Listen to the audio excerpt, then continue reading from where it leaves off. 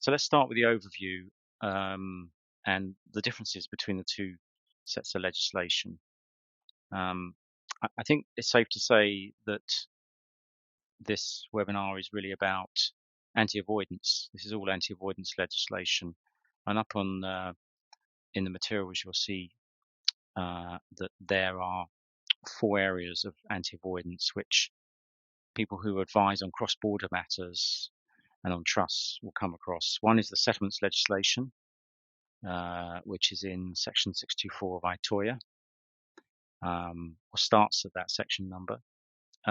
Secondly is the transfer of assets abroad legislation in section 720 of the Income Taxes Act. And then we have the general anti-abuse rule, which was introduced by way of the Finance Act 2013, Schedule 43 to 43D. And finally, there's judicial anti-avoidance rules set in case law, such as Ramsey and Furness and Dawson.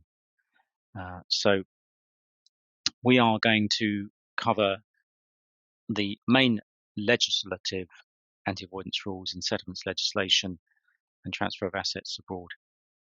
If you want the definitions of PFSI, there are 2 definitions, and mercifully they're mostly the same. They're found in section 729 of ITA and section 628A of ITOA.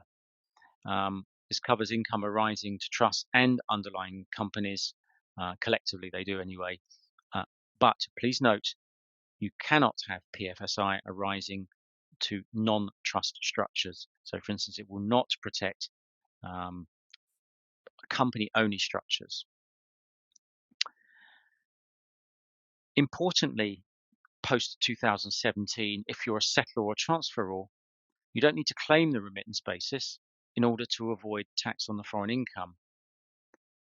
That's a big saving if you've been resident in the UK for more than 7 years, because otherwise you'd pay £30,000 remittance basis charge, which rises after 12 years to £60,000. So that's a big saving, and means that trusts are becoming perhaps a little bit more attractive than they were pre-2017.